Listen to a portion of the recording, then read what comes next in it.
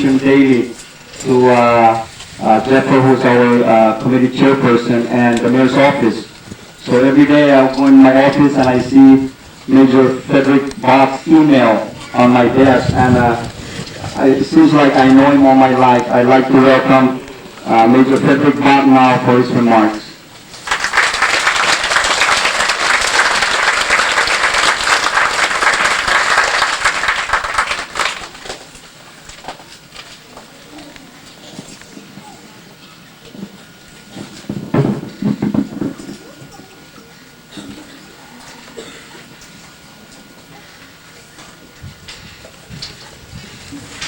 I hope you'll bear with me while I make a few remarks, some of a more personal nature and some reflecting the operations of the 509 composite group as a whole. Governor Tenorio, Mayor Boch, Commander Sullivan, members of your staff, other dignitaries present, citizens of Tinian and other islands of Mariana, World War II veterans, family members, and friends. It was a great pleasure to be here and a distinct honor to be asked to make a few remarks more than 53 years after the momentous combat operations of the 509th Composite Group, for which Tinian was the base. Several of the men present were members of the group at that time. Some have returned to Tinian this week for the first time since 1945. To be very stark and brief, from this airfield in 1945, which was the busiest, largest airfield in the world at that time, with operations going on night and day, 2 B-29 airplanes to the 509th Composite Group, plus supporting B-29s to the group, took off with the first and second atomic bomb. From Enola Gay on August 6th, the Little Boy bomb was dropped on Hiroshima. From Boch on August 9th, the Fat Man bomb was dropped on Nagasaki. These missions, ordered by the President of the United States, Harry Truman, were followed within days by Japan's decision to surrender. This ended the largest, costliest, and bloodiest conflict ever fought by mankind and prevented the further immense imminent casualties and devastation expected from the planned ground invasion of the Japanese home islands. The group also made 49 strikes against precision targets in Japan, dropping 10,000-pound high explosive bombs that were called pumpkins because of their shape and color.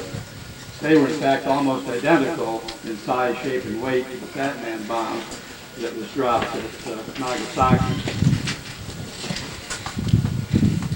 For some background, I remember, and sort of my recollection of really the beginning of the whole train of events that led to World War II started actually in 1931. I was in school at that time, but I can remember the so-called Manchurian incident in which the Japanese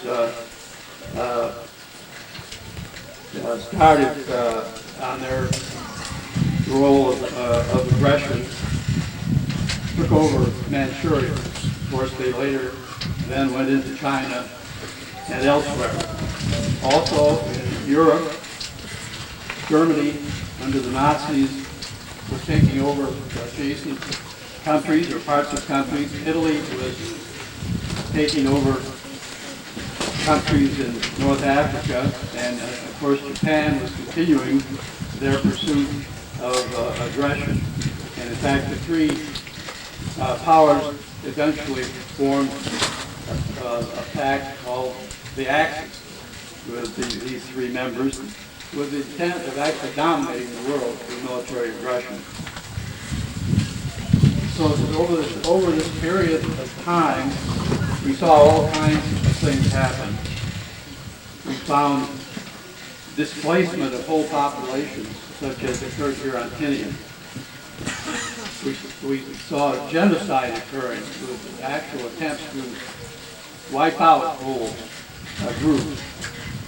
And the beheading of prisoners of war taken by the Japanese. I could go on with other atrocities and barbarous behavior that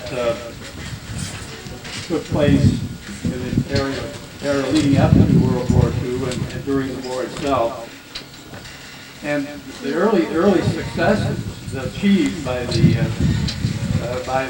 Axis powers led many to conclude that they were invincible. And eventually, of course, World War II itself actually broke out in 1939, and there seemed to be an unending string of successes, particularly in Europe. And finally, in 1941, Germany attacked the Soviet Union, and Japan made the gross miscalculation of attacking the United States at Pearl Harbor. And of course, after Pearl Harbor, the whole focused effort of the United States was turned towards winning the war. There followed about 3 years and 8 months of grim warfare on land, on sea, and in the air. And there was really no turning point in the war until the naval battle of Midway in 1942 and the ground invasion of Guadalcanal later that year.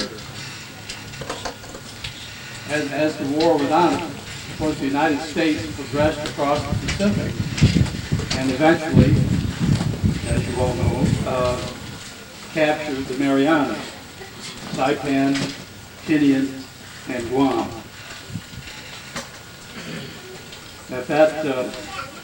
I think it's particularly appropriate that we mention this and the follow-on activities on Tinian even before the 509th arrived, because we have with us today representatives of some of the units who battled the Japanese from Tinian. And I'd like each veteran to stand up, if I might. Originally, when we planned this visit to Tinian, we thought, well, there'd probably be only 509 people. Nobody would be particularly interested in going with us. But it turned out that our brothers in arms and several of the other services joined with us and are here today. So from the 13th Seabees Battalion, Fred Tanner.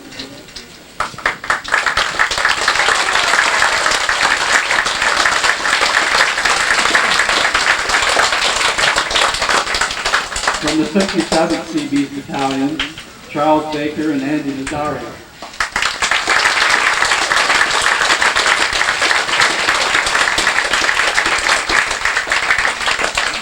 From the 504th Bomb Group, Bob Cassidy and Tom Schoolcraft.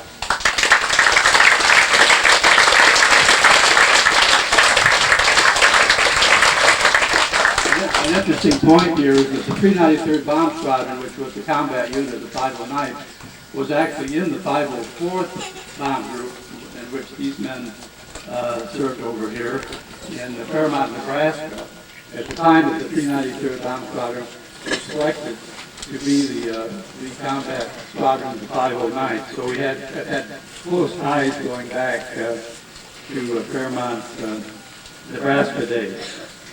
From the 308 General Hospital, Roger Burke.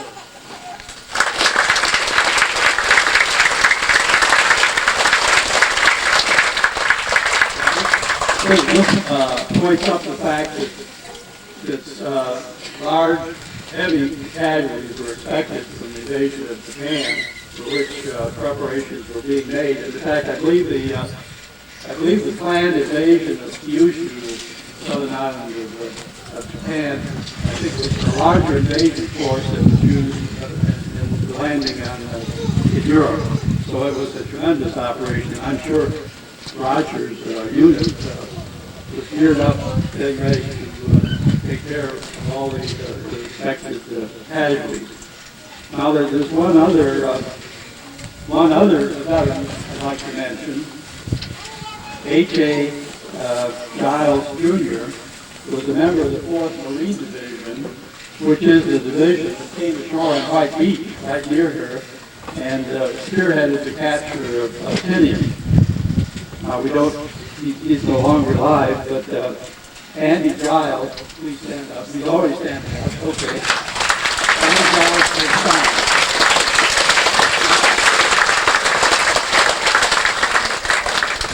I would then like to have family members of all of these veterans stand up.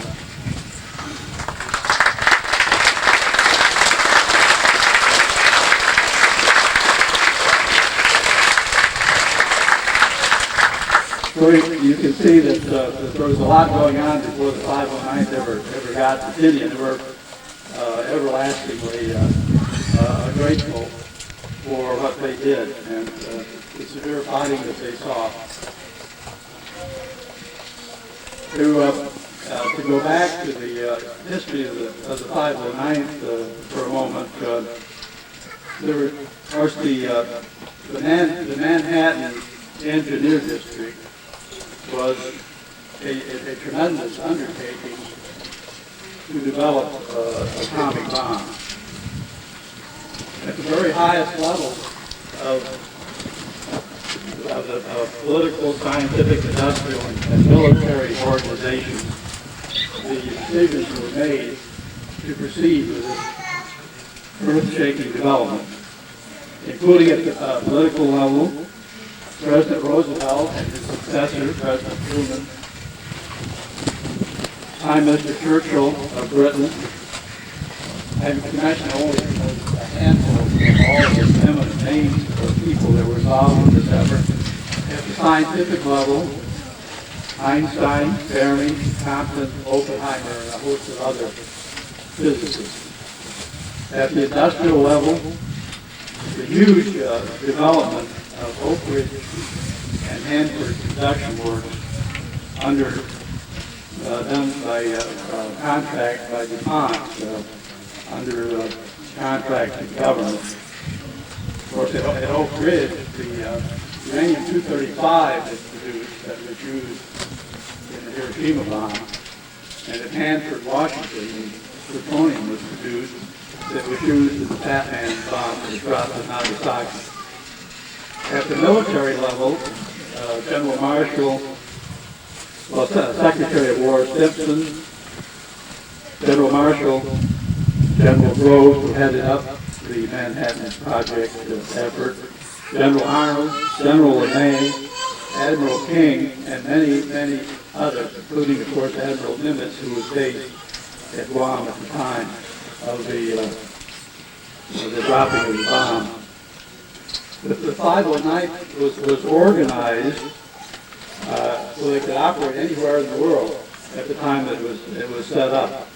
And it truly is a composite group consisting of 8 units, 509th headquarters under Colonel Paul Tibbets, who was CO of the 509th, and Lieutenant Colonel Thomas Klassen, who was the deputy CO, the 393rd Bomb Squadron, the 320th Troop Carrier Squadron, the 1st Ordnance Squadron, the 390th Air Service Group, 603rd Air Engineering Squadron, 1027th Air Materiel Squadron, and 1395th Military Police Company.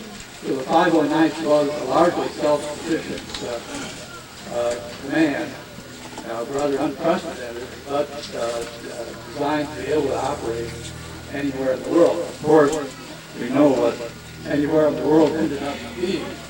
Anywhere in the world ended up being without an opinion.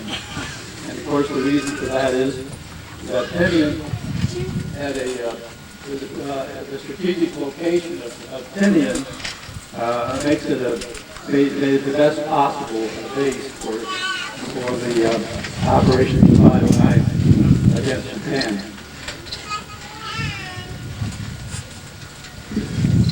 So I would like at this point to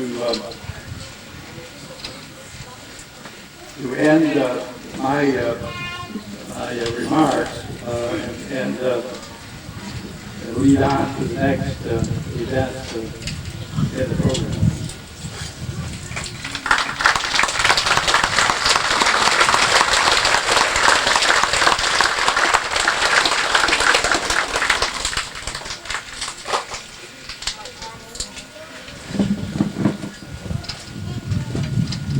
Thank you, Major Boch, those historical events leading to this one that we're about to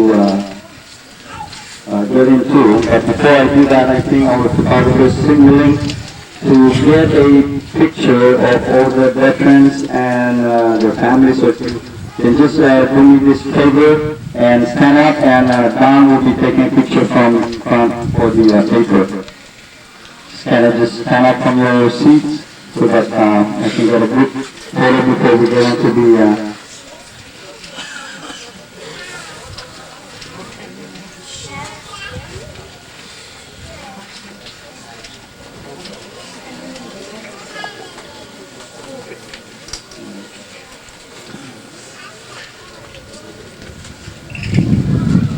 Also, I would like to take this opportunity myself to thank the families who have supported these veterans and have come a long way to be with them on this special occasion. Now, the next agenda on our event is the unveiling and dedication of the 509th monument. And I would like to call on Major Frederick C and members of the 509th for the unveiling and dedication of our monument.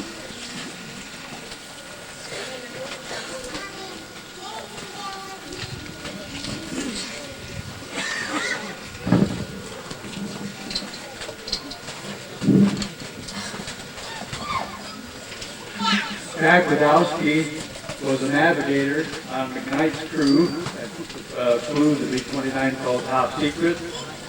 They were the backup airplane for the Enola Gay that was stationed at Iwo Jima on the Hiroshima mission in case there was any mechanical problem and the Enola Gay had to abort. But that didn't happen, but they were there in case it did.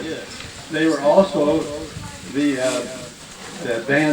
fully advanced recon weather plane on the Nagasaki mission, actually flying, they were the ones that scouted Nagasaki for weather conditions and visibility there.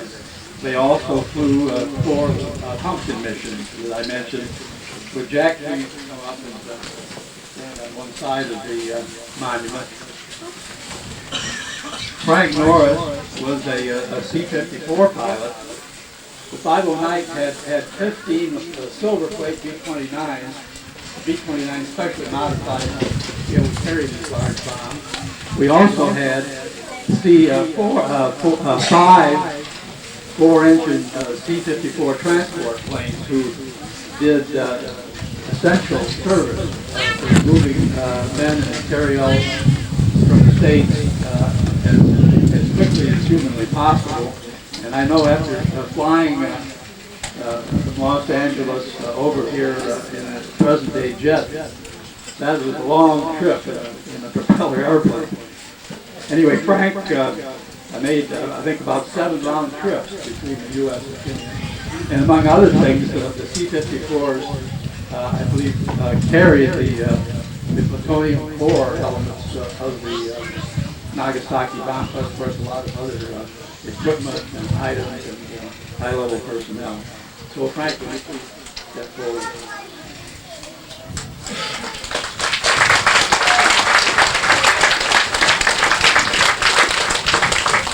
And I would like the other veterans of the 509 to take their place to the right and left of Jack and Frank. Jim Price was an airplane commander in the 393rd, and his airplane was called Some Pumpkins, which is appropriate because of the fact that his crew flew 5 of these pumpkin missions, and Jim was also the ground expediter on the Hiroshima mission. We had expediters on our missions to go around in a Jeep or whatever and put out any fires, any last minute problems that might crop up. And Jim, this was Jim's second combat tour. His first combat tour early in the war was in the Guadalcanal area flying B-17s. And as I mentioned, Guadalcanal was really the turning point for ground operations against Japan.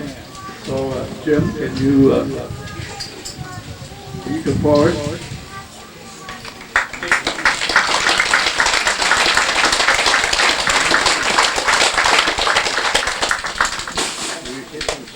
Ken Iden of the 393rd, would you please come to the front?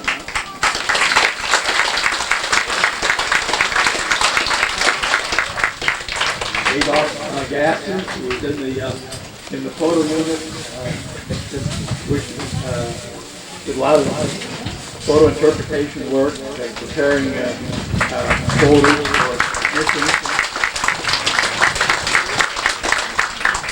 Bill Martin, who was a 393rd radar operator.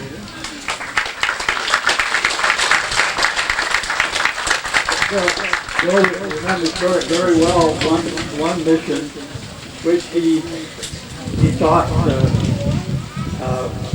he wasn't sure that it was against Marcus Island, but I think it really was against Marcus Island rather than Waytown.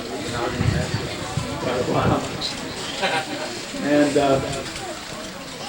Ralph Fry, the 603rd Air Engineering Squadron, 509.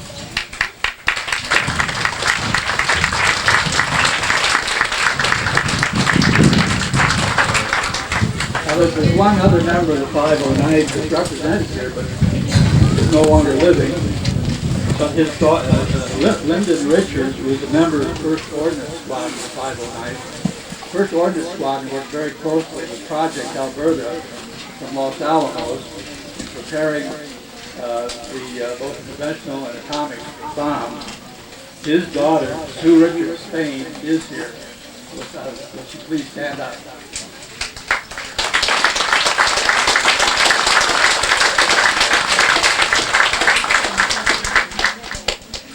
The next event is the actual unveiling of the monument. So will Jack and Frank do the honor.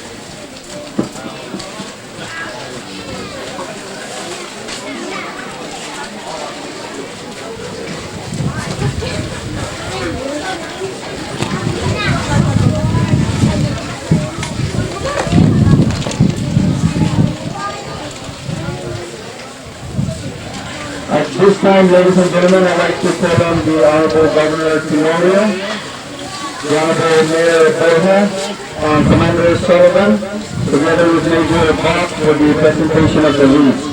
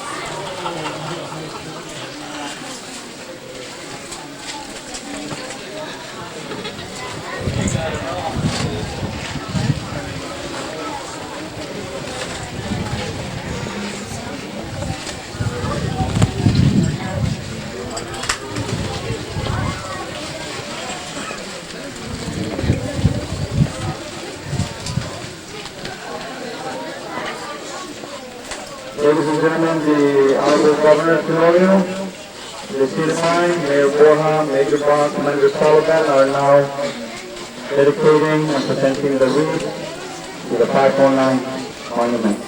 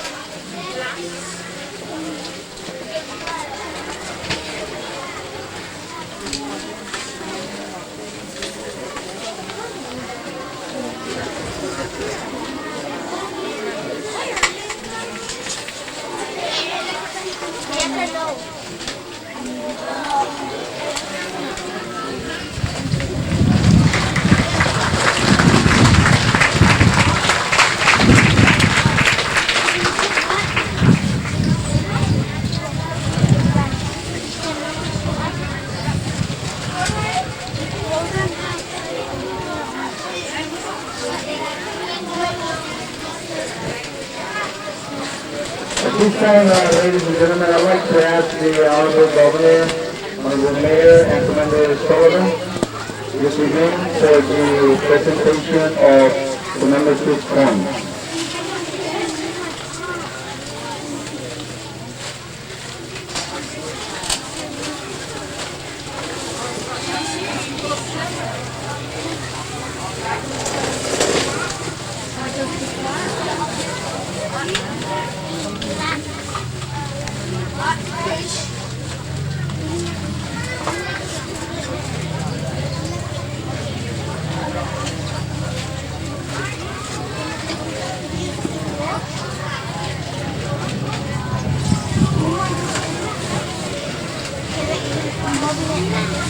The people of Korean and the CMI, the rescue and paying procedures to the 509 by presenting the membership points to members of the 509 and their families. And I'd like for Major Boch to call on the names or okay, just have them come through here and we'll be receiving the points as it's passed out by the mayor and the governor. Everybody, all veterans and their families. Everybody, we'll start with you.